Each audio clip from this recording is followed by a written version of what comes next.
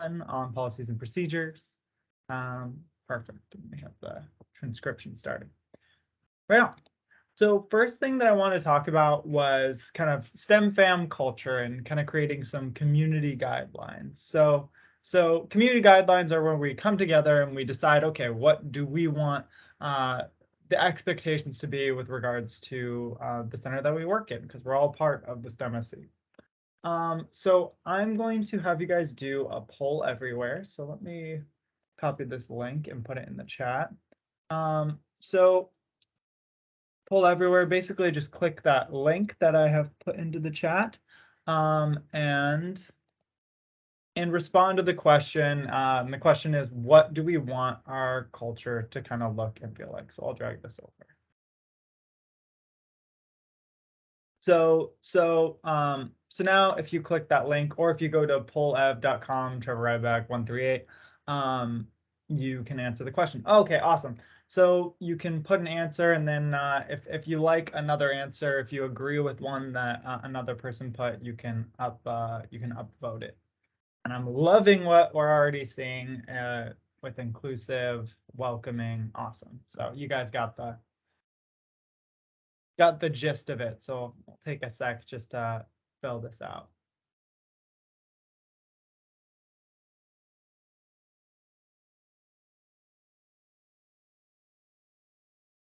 Definitely seeing some themes here. That's a good thing.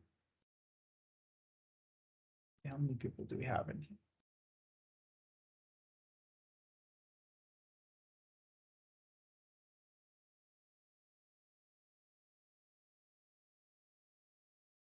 Awesome, awesome, awesome. So we asked, what do we want our culture to look and feel like? The biggest one that you guys said was inclusive, and that totally makes sense. I mean, we're a peer tutoring center. We want everyone to feel comfortable in our space. We want everyone to feel noticed in our space. Kind of second, followed up by kind of encouraging. We want to make students feel like they can do it, like they're coming here in a lot of cases because the STEM material can be challenging. So kind of encouraging the students who come into the space, and also kind of encouraging each other, maybe to try new things if there's a tough problem, working on it together. Yeah, I like all this. Inclusive being the top. Great answers, everyone. So I'm going to go to the next question. So then what are the goals of the STEM SC? And this is just to build kind of an idea of kind of how we want to approach thinking about the policies and procedures, expectations, because there needs to be reasons, the whys behind the things we do, the policies. So keep these in mind. What is the culture that we're trying to create in here? And then what are our goals? So the next response, if you stay there, it should have switched for you, but what are the goals of the STEM SC?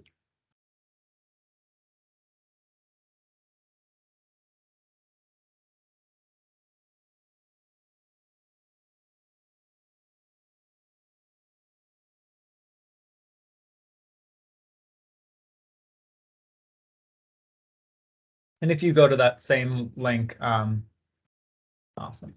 Okay, awesome. That's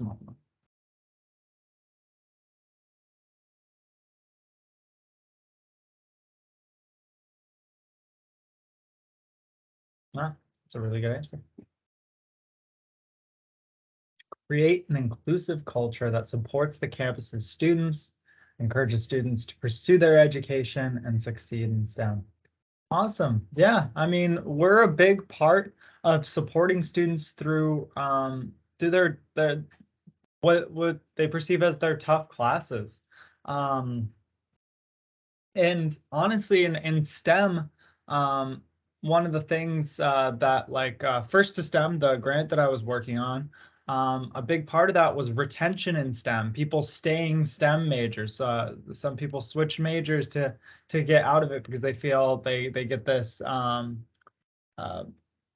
what's it called, imposter syndrome, where they feel like, oh, like I can't do STEM. So a big part of how we're supporting students by encouraging them is creating this environment, this productive study environment that also has a culture that makes students feel welcome. It makes them feel part of the STEM community, and also through our tutoring practices shows them and encourages them that they can handle it, that they can do it. I love that answer.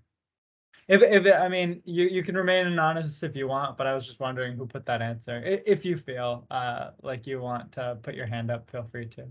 I think that was a really good answer. I know. Anyway. Oh, okay, it was Sean. Good job, Sean. I'm gonna pop it up for Sean. It's a good one. I'll even like your comment. All right. So cool. This, I would say that is the overarching thing. So now we're gonna do Jeopardy, and this is Jeopardy. Basically, the way that's gonna work is we're gonna split you guys into teams by breakout room. Remember the breakout room number that we put you in? Basically, we're going to name a policy in the Jeopardy, and then one of your teammates is going to answer what does the policy mean? What is the actual rule? And then also kind of mention why the policy exists. So I want to put you guys in breakout rooms just to start to brainstorm some of the policies and procedures, and also get to know your team and the breakout room number. And each team member will kind of only go once. But like I said, so the purpose of this is to just all get clear on the expectations and policies, because a lot of us kind of worked only online until kind of this semester. Kind of our expectations and policies have evolved and changed over time. So this is just an opportunity for us to all kind of get on the same page, especially knowing that we're going to be growing, taking on some new employees. We want to all be kind of following the policies for those reasons that we mentioned earlier, for creating a efficient and kind of welcoming and a kind of a good customer service environment for the students who come and use our services. So let's see, Polina, can I have you break people into breakout rooms, and we'll do 4 breakout rooms. 4.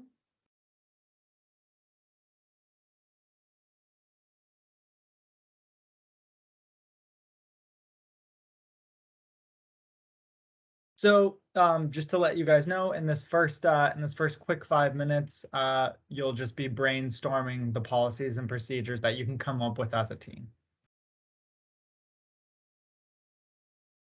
See, the rooms are open. So in the top right corner,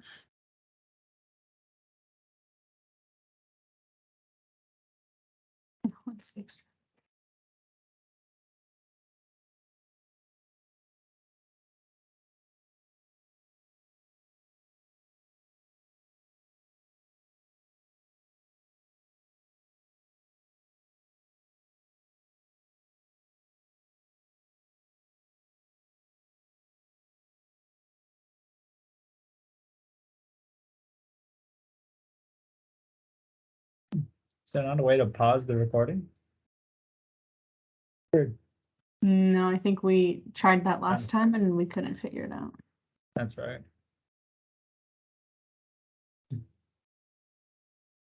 Oh, thanks.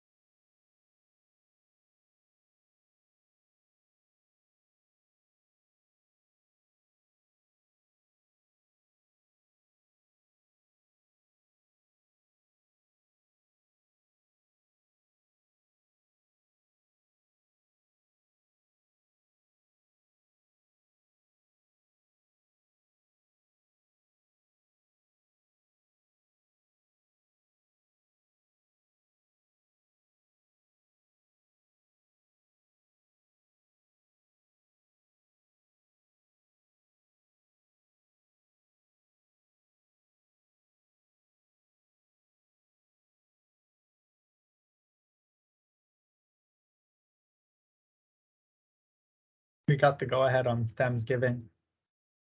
Really? Oh yeah, I saw Jen put it in the calendar.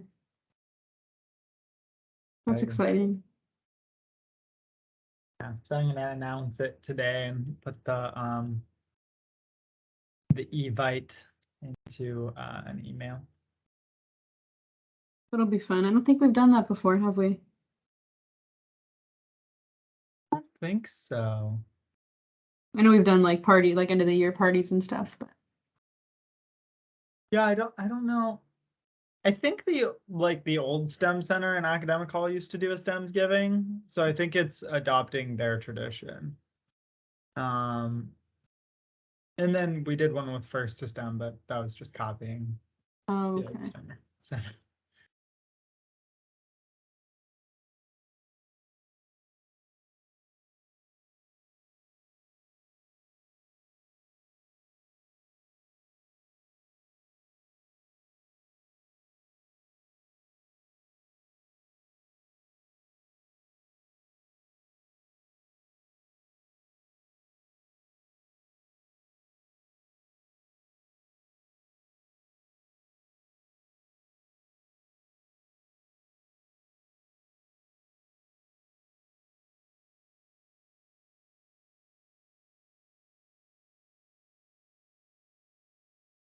All right, we can bring them back.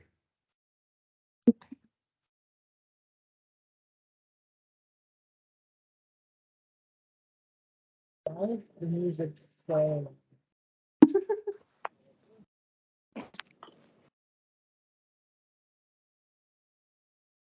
It always is.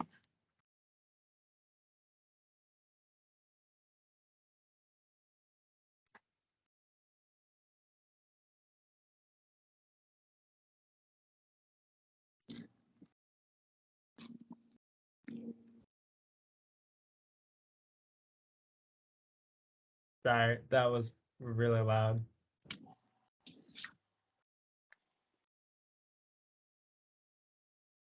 Cool, is everyone back in the room? Yes. Cool. So here are today's categories. Our first is going to be while on shift. So policies and expectations while on shift. The second is shift coverage, schedules, and timesheets, more of the logistical stuff. And then a little bit on customer service. How do we promote good customer service in here? So these are all going to, if you haven't seen Jeopardy before, these are all questions with different point values based on the topic. So we'll go through one at a time for the breakouts, and we will be selecting people to come forth and answer some of these. So when we select you, pick a point value and topic, and then you will get the question associated with that. So let's see. Paulina, could you help me out and get me someone from one of the breakout rooms? So starting with room 1, we'll go Ty.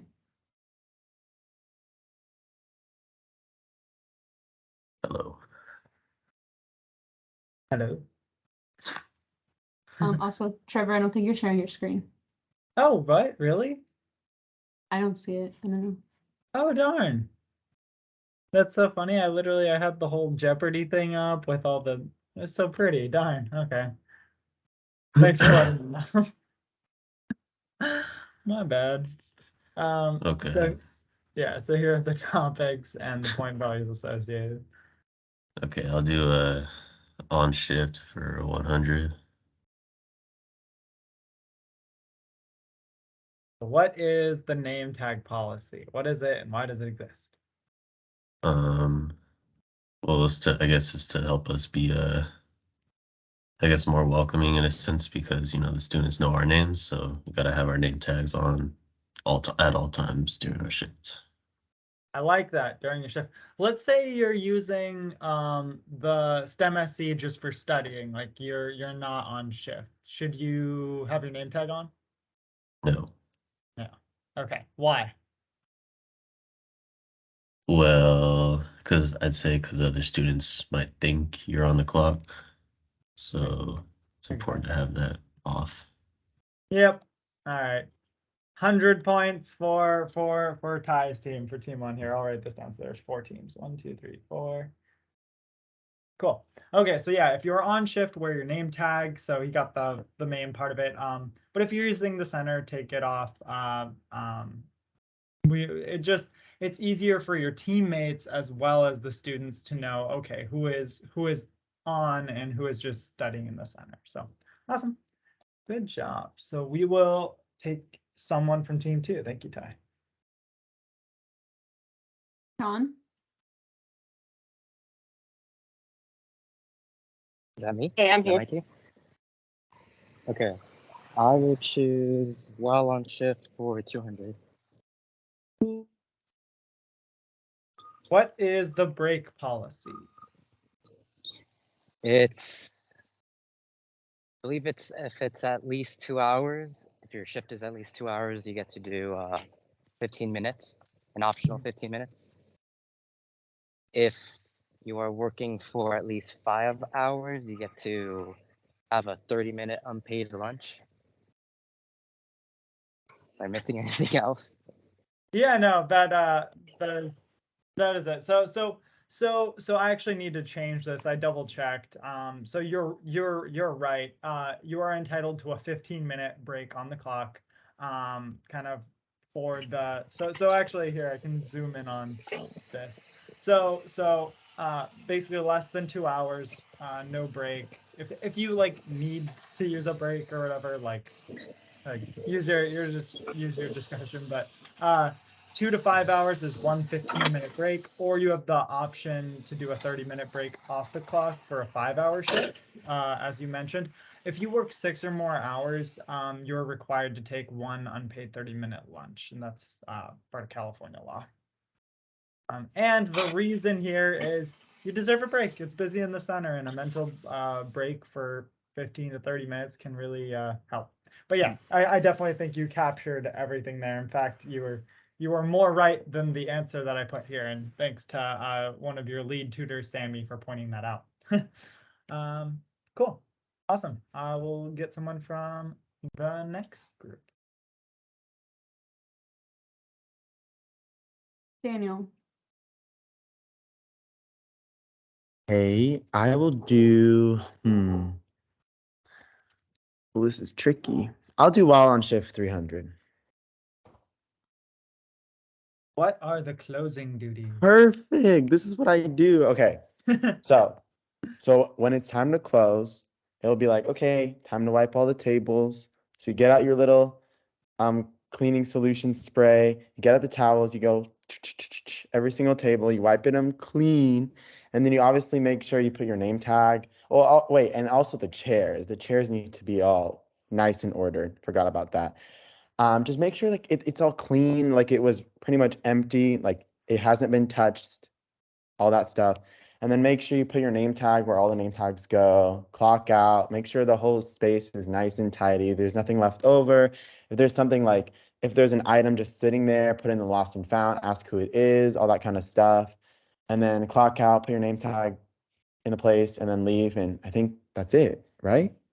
Yeah, there's one other thing, but I feel like you captured so much. The only other thing I think I would mention is putting the stanchions up, the little fence, so that people aren't using our space after hours. But you did touch on everything. Another thing, this is like an example of where the expectation might have changed recently. Don't close the computers up in the front. Just because then we have to reset them in the morning. So that's one thing. And then one thing that we want to emphasize now is everyone stays and helps clean. We want to all leave as a team. The team last night, I feel like, did a good job of this. I saw them all kind of leave at the same time. But everyone stays and helps clean. We are a team. If you do have to go, if there's like an emergency or you have to like run to class, check with a pro staff first. So just let them know, hey, I really got to go. We should have a pro staff on during every closing time. So there should be someone you can check in with. But we want to all leave as a team. And part of that is it's just safer to do so, walking either to the campus or to the parking structure. Yeah. Awesome. And 300 points for Daniel's team. Cool. Next person. Alexis. Hi. Hello. I'll do customer service for $100, please. All right. So taking the flag out.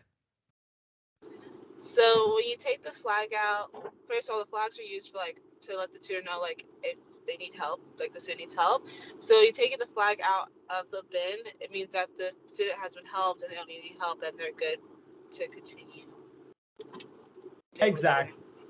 Exactly. Like when you sit down with the student, take out the flag.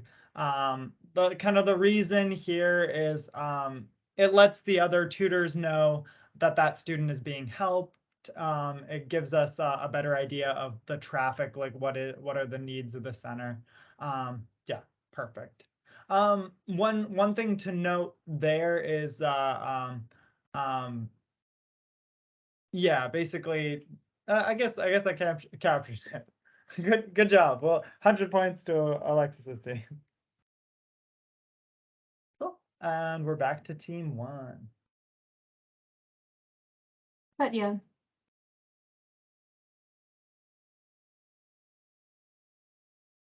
Oh, I'll do shift coverage for 100. So how do you do a shift coverage request? You go in humanities and then you basically press shift release and then you press everyone so everyone gets notified. And then you email you, Paulina, and Jen that you're going to be out and the reason for it.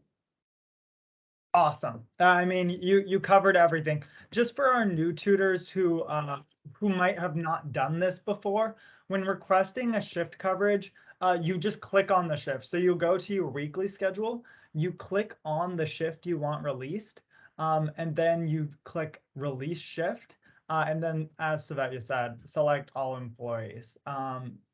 Once the shift coverage has been satisfied, the shift will actually disappear from your schedule. Let's see.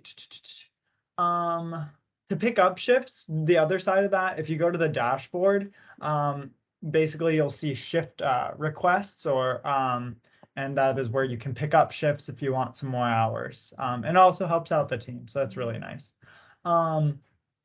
We ask from the pro staff team that you submit shift coverage requests 5 business days in advance if you know of the thing coming up. I mean, that's just doing your due diligence as an employee. Like in any other job, like for example, for this job, like I got a request like a month in advance, and our ask is that you do it at least 1 week in advance. And the reason being is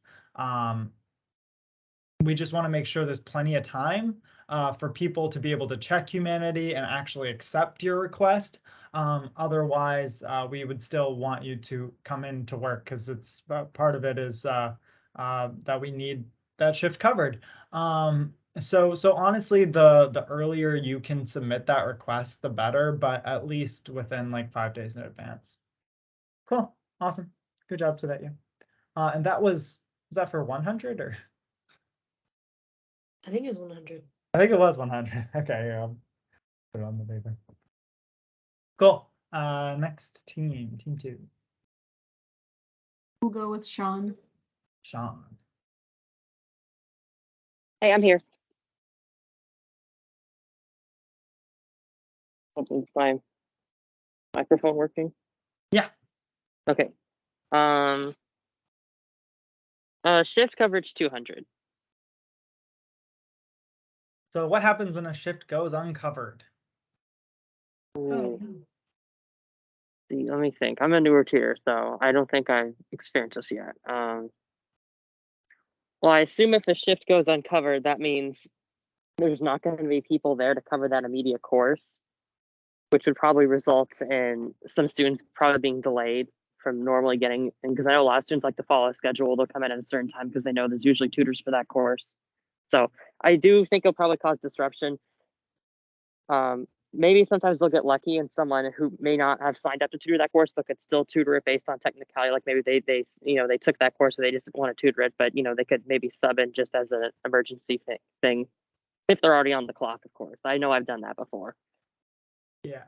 Yeah, exactly. We all basically, if you tutor like math and chemistry, even if you're on a chem shift, you tutor everything. So yeah, it is still appropriate if the tutor feels comfortable to substitute him for that course. That's a good one. The expectation from the kind of employee side is if your shift does not get covered and the reason is not an emergency, you are still responsible for coming in for that shift. So one big example is taking time off to study for an exam or to finish a homework assignment. So that happens a lot. We have employees who say, here, I want to get a little extra time studying for my exam that's coming up in 2 weeks. So I'm going to take off, I'm going to request a shift coverage for the Friday before, which is, I mean, that's a fine thing, like your students before your employees here. But if your shift goes uncovered, this is still a job. We still have the expectation that exactly for the reason that Sean mentioned is we don't want to have gaps in the schedule. We don't want to create kind of an understaffing situation because we want to offer all the subjects we tutor all the time during our open hours. If you are going to miss your shift, if you're saying, okay, it's an emergency, there's no way I can come in, like I'm driving a family member to the airport and no one else can, or like if you're sick, do not come in. Just let us know you're missing. Like, do not come in for your shift.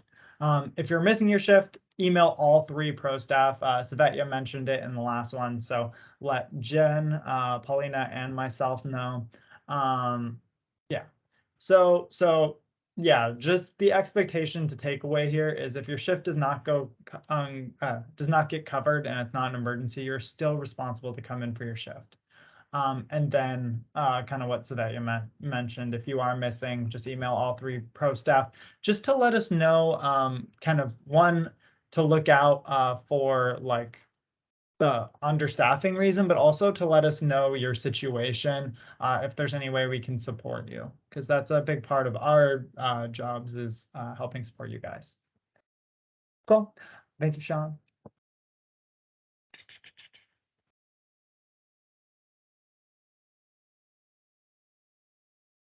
All right, time from team 3. These are all good kind of questions and conversations, and I am going to motivate. If anyone does have any questions, feel free to unmute. I can't really see the chat in this format, but I do want to make sure that I'm answering your questions.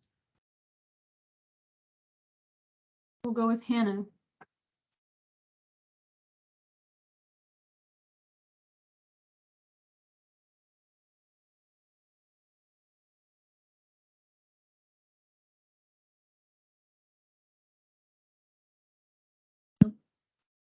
Did you hear it?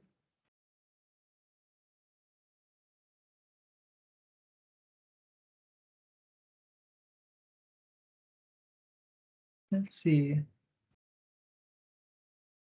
Someone else in her group, maybe. Kristen? I'll do while on shift for 400.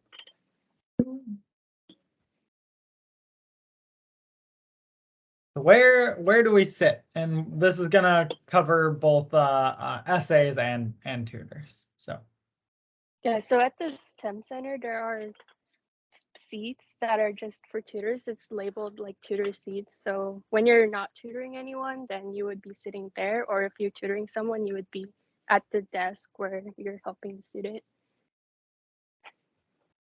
cool. Let's see. What about sitting where should tutors sit in relation to each other? So kind of going more into kind of can you expand there? I guess you would be more spread out, not just congested in one area. Why? Just so like tutors can see that no, like we're not just in one area, so tutors can like see which tutors are available, not just in one area but also around the room. Exactly. Yeah, you hit the nail right on the head. It's so we can see the full space. As we've seen in the STEM center, students they kind of sit everywhere in the center, and if we're all in one space, we won't be able to see their flags and won't be able to have to answer their questions. So yeah, good point. So sitting on the outer perimeter should not all be at one table. So you kind of mentioned all of this. And yes, and the reason, going back to our goals, is we wanna make sure that we're helping the students come into our space, and we can't help them if we don't know they have a question. We don't know if they have a question if we can't see them. So again, going for the reason why we have this policy. One thing to mention is the front desk, crowding at the front desk. So the SA on shift should really be the only person at the front desk. They definitely shouldn't be tutoring or receiving tutoring, but they shouldn't be hanging out with friends either. The front desk usually gets pretty busy, and when a student comes in, we don't want to look distracted or have like a messy space. We want them to be kind of the center of attention here, the student coming into the space. Or I mean, I guess they don't even necessarily need to be a student, because we have some people who just come into the space, and we want them to know who they can go to for questions. Cool. Good one. And I forgot the point value on that. 400. Cool. Team 4. Salma?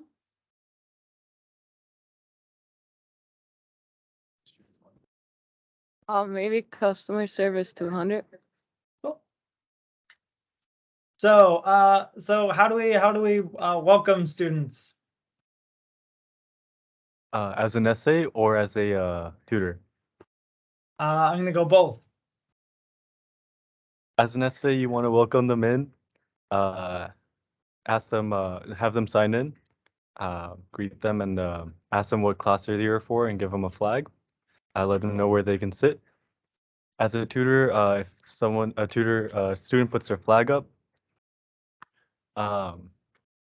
sit down, greet them, introduce yourself, ask them their name, ask them what they're working on. Awesome.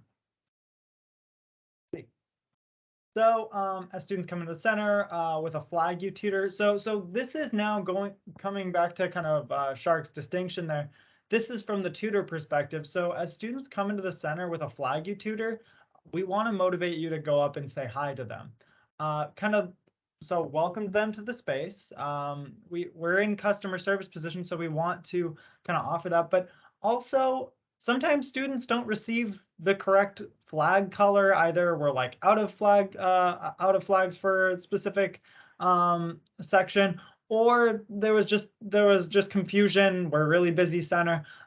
So go up for any student who has like the same flag color that you tutor, and ask them what they're in for, because maybe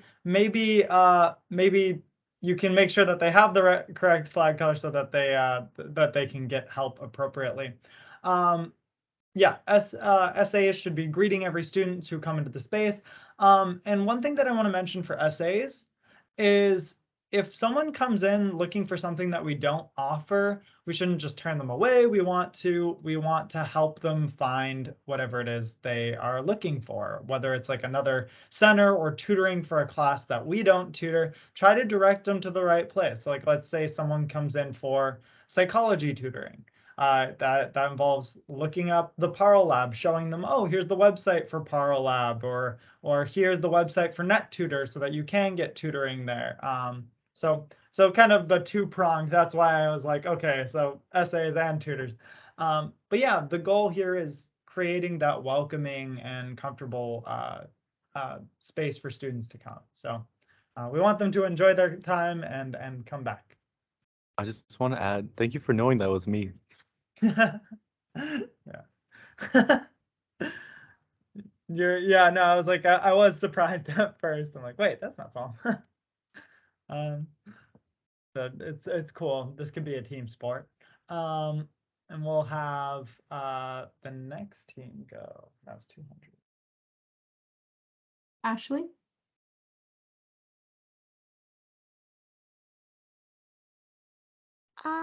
I'll do customer service 300.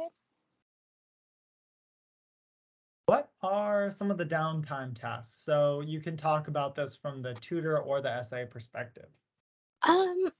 Sorry. From the essay perspective, some things to do on the downtime task are to make sure all the flags are organized and to clean them because a lot of students touch them, and to make sure they're in like the right section for the different colors, to wipe down the tables and to wipe down the desk, and to also make sure all the signs are up, and to ask like Paulina if anything needs to be done, like new signs need to be posted, or to push in chairs and things like that. Nice. Yeah, I like that you mentioned the kind of the pushing in the chairs thing, because that actually touches on something we wanted to express, is you can work on some of the closing tasks if you have downtime, like between shifts, like you can, oh, said my connection was interrupted. Am I still here with y'all? Cool. You can do things like wipe down tables, push in chairs, clean off the whiteboards before we even get to closing, so that closing doesn't take as long and we can get out of here a little bit earlier, because since we're leaving as a team. I'm glad you mentioned, so these are more for the tutoring ones, but I'm really glad that you mentioned the essay perspective, just because we do have some essays in here. I will add that.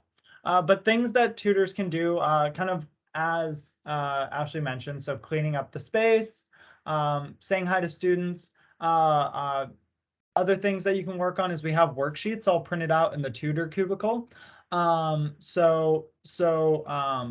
You can use those. Basically work on those in between shifts, because one of the things we're okay with is you using an iPad to kind of review material for the class that you're tutoring. I think that's a good use of time, makes you a better employee, and a lot of those topics transition well into getting you prepared for the classes you're currently in. Cleaning up the space is a great use of time. One thing that we want to really emphasize is this circulating, not just staying in one place. Every kind of like 30 minutes, getting up and going through the space, saying hi to students and checking their flags. I feel like it's been kind of a recent thing where students kind of end up not having the right flag, but either way, it's good to check in on them, see what they're working on if it's a class that that you're tutoring. Other things that you can do is working on workshop or content training materials on an iPad. Yeah, you'll some people have come to me about like workshop materials, so yeah, that you can also work on that sort of stuff. It's also helpful. Let's see, anything else to add there? All right. Well, thank you, Ashley, and I will go back to home. For team 2, let's go with Nam.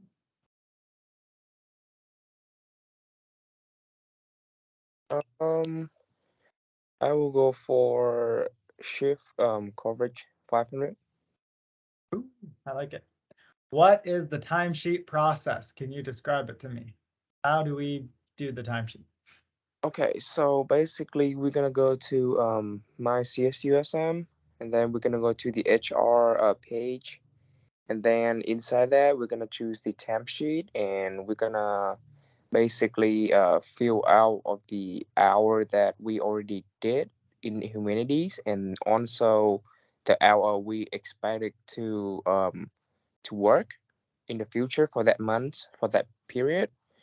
And then after that, we're gonna submit it, and we're gonna basically download the PDF of that and send it through the email of I think it's SC I forgot what is the email, but there's an email for you to send it to the temp sheet specifically, and yeah, that was it.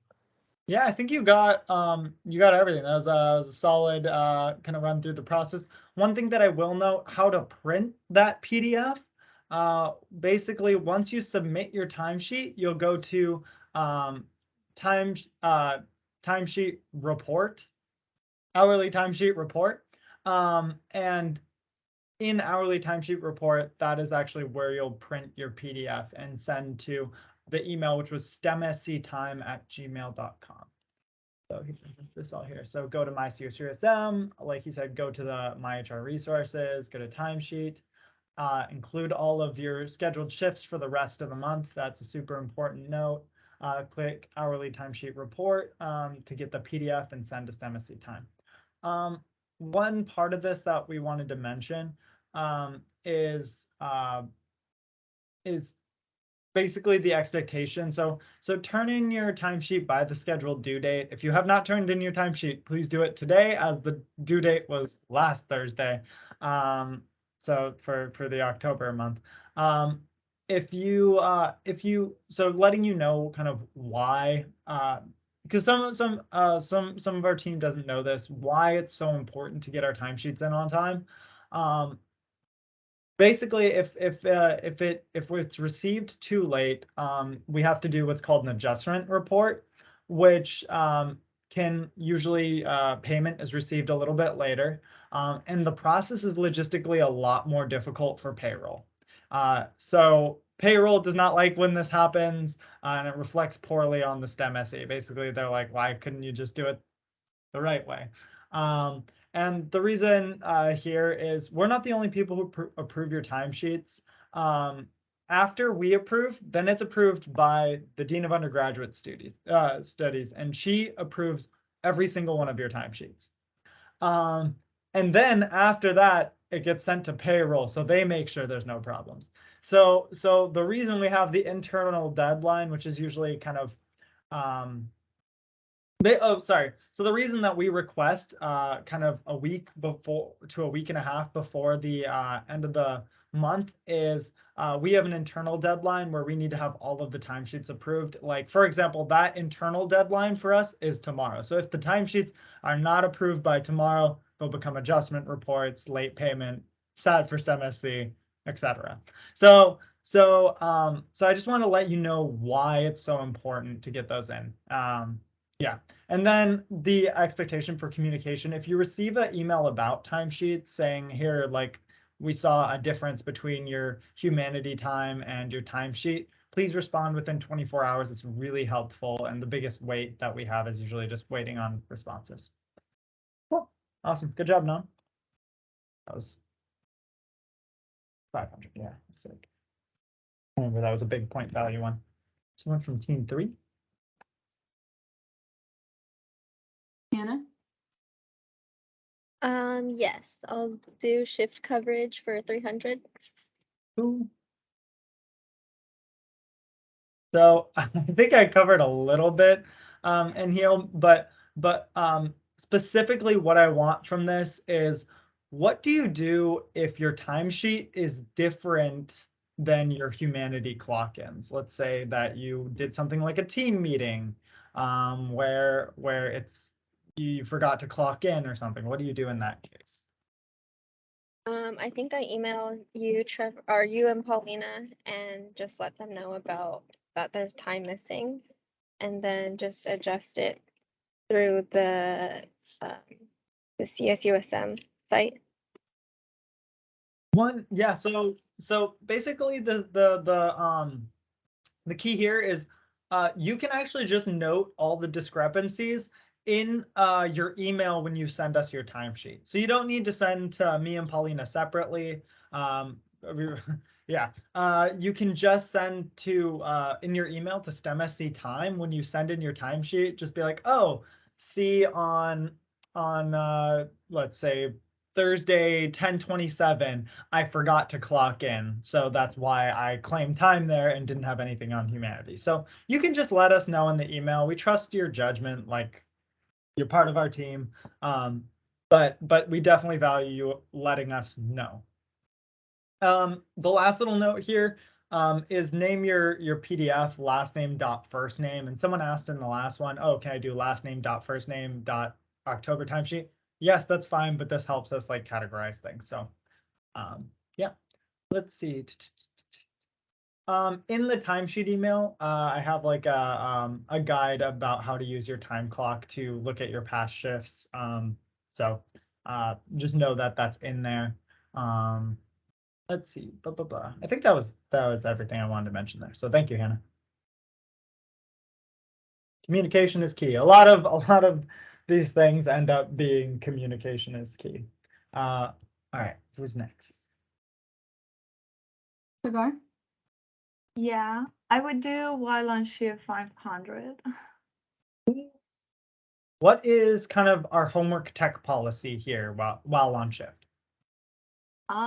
We are not allowed to do our homeworks while we are on shift, and also we can't use the laptops, just the iPads for like actually our tutoring purpose, like finding out like whatever the students need. Yeah, that's it. I think you got it all. Yeah. Let's see. Yeah, no one should be doing homework or any other outside work. You said no laptop. And one thing that I don't think we've said it in the past, but no headphones either. You are free to rent an iPad from us. If you didn't know that, you can always get an iPad from our team. We have plenty. I think we have enough where every single person on shift could be using one of ours.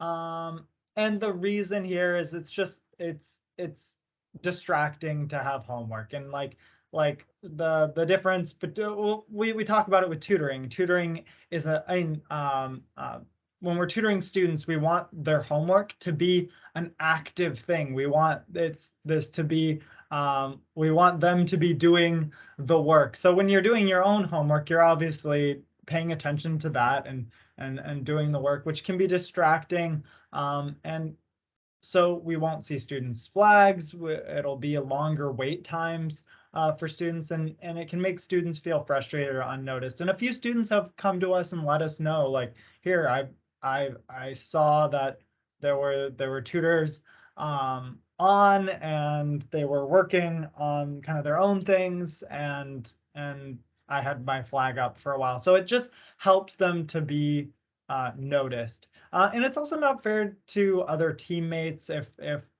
you're getting to work on homework while they're busy tutoring, and we are busy tutoring as a center this semester.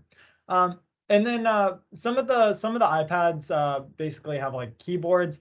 Just keep all the laptops and keyboards in your backpack if you're working. You don't really have a reason to have them out, and we'll be asked to put them away. But thank you so much, Cigar. That was definitely a 500-point answer.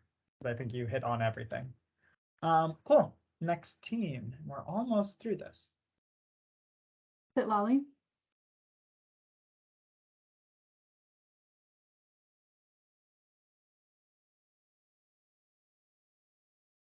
Natalia, are you there? If not, we'll get another person. So that's actually it. Do we want to start repeating, or do you want to Yeah, just we can repeat. I realized there's only teams of like 3 or 4. Okay, so let's go back to Ty. All right, I'll do shift coverage for 400. How do you submit a schedule change request? The schedule change. So that's not shift. That's okay. So I think there's an email like way back in the beginning of the semester where you have like there's like a form that you can submit if you want to change your schedule. And yeah, just fill that out and redo the Excel thing again. And yeah, that's what I can remember. Yep, I mean, that's exactly it. We have a schedule change request form. We received an email. You can look up schedule change request and it should come up. Basically, you go to the link. If you are changing your availability around, you will actually submit a new availability. So you'll take that Excel, the availability Excel, edit it, and then you'll actually submit it to the link when you request the schedule change. The schedule isn't supposed to change from week to week. And in the future, we won't be allowing schedule change requests for non-emergency reasons after the 3rd week that the center is open. So basically, we'll have the 3 weeks to kind of adjust to things, and then from there we'll ask that we don't receive schedule change requests for non-emergency reasons. Just it helps you get a think about your hours at the beginning of the semester, and yeah, I think you kind of mentioned everything. Oh, the goal here is to be open for all of our courses all of the time. And the schedule kind of has been carefully put together to make sure we have enough coverage for each subject. So after the schedule has solidified, we don't want to change it too much so that we don't have gaps. But yeah, the key here is if you need to submit a schedule change, you'll receive a schedule change request link at the beginning of the semester. And I can make that more accessible to you. I just had a thought, maybe we could have it on a document with some links so you can find this stuff a little easier, not go searching through your email. So I'm going to make note of that.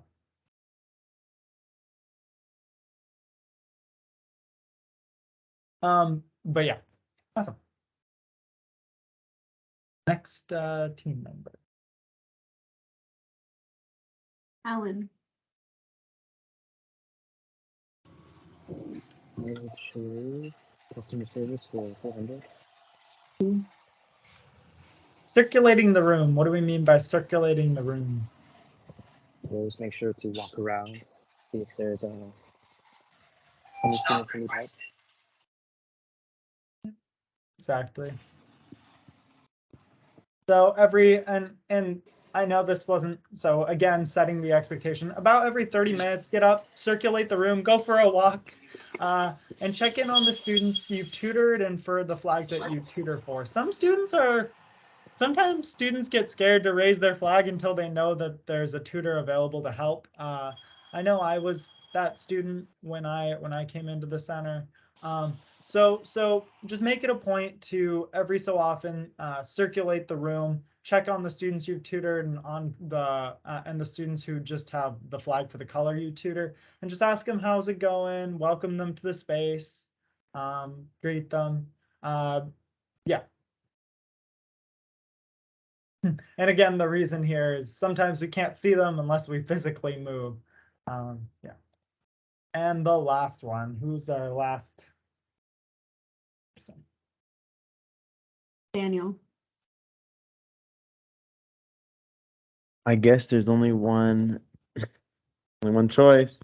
Right on. So specifically, this is with regards to how long should you stay with a student, and how do you go about disengaging tutoring with a student? So I'm assuming that you should stay with a student for 15 minutes based on the 15-minute rule.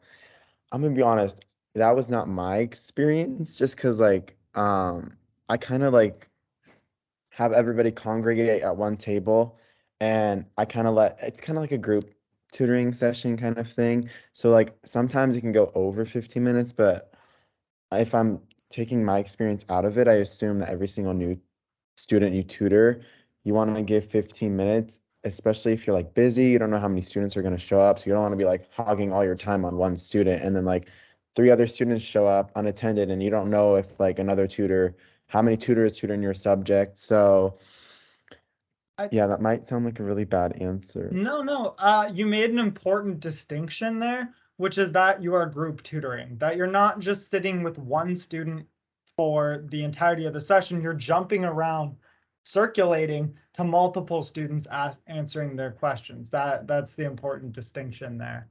But yeah, when you're with one student, ideally we want it to be anywhere kind of under 15 minutes. Again, this is ideally. We know that some students maybe you're working on a really long problem and it's just going to take longer than 15 minutes to get through. But let this be a rule of thumb for you. Challenge yourself to sticking with a student for 15 minutes or less. And basically what we want to do in our 15 minutes with a student is we want to find out what they're working on, see where the mistake or the disconnect is, or the learning moment that needs to occur, getting them on the right track, and then stepping away. And then allowing kind of wait time for them to think about what conversation you had, think about the takeaway, either practice it themselves, so that they can build that confidence. Like, this goes directly into our pedagogy, which is we're encouraging independence. We want to build confidence so that when they don't have a tutor there, they're just as able to figure out the problem themselves. So let this be more of a rule of thumb instead of like a policy.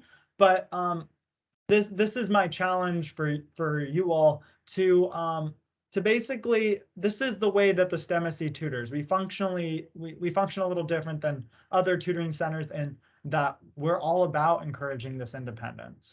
So trying to keep your tutoring session under the 15 minutes, getting them on the right track, stepping away, encouraging that independence with the promise that we will eventually circle back to them to answer their next question or check up on them and make sure they're doing good. So awesome. And like I said, I feel like Daniel captured it. But the distinction here is the reason here is we have so many students in our space. We're a super duper busy center, and we want to make sure we're treating all students fairly, addressing their concerns equally. And part of that is disengaging and circulating. It's awesome. Cool. Well, thank you for playing the Jeopardy game. I'm pretty much out of time. I recorded the point values on my little card. I don't think I have time for this stuff. Intent to returns will be sent out. Let's see. Tech loans, if you need to rent an iPad, we still have some iPads available. And I'll be sending out an email today with what we covered. It'll also have some signups for things and information. We're hiring, encourage your friends to apply. STEM's Giving, we are doing STEM's Giving, a Thanksgiving STEM event. So yay, I'm gonna send out a sign up form for that invite. I'm gonna send that all to you guys in that same email. And then we're dressing up for Halloween. Not mandatory. If you would like to dress up for Halloween, we're gonna make some pencil hats if you'd like to wear one as well. But yeah, I think it'd be kind of fun. So on Halloween, which is what, next Monday, yeah, wear a basic color shirt, and you can be a pencil along with us, and we'll all look silly, and it'll be great. Okay, that was it. Yeah. Oh yeah, one thing I just wanted, if our leads are on this team. I just wanted to mention, if you didn't know, we have lead tutors and student assistants. These are the people. Basically, we have a weekly leads meeting where our leads kind of let us know what people have communicated with regards to how the center can be improved. That's how we have a lot of these policies and expectations, is recommendations from the student staff. So if you have any recommendations, let your leads know so that they can pass it up. And also, please listen to your leads. They're helping us kind of make the space the best that it can be. So yeah, please listen to them.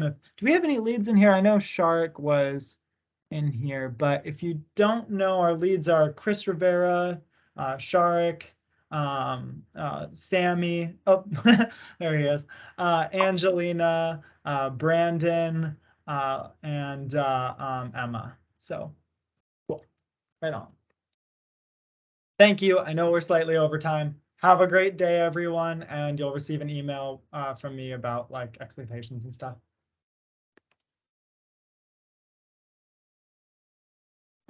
Thank you. Bye. Bye. Thank you.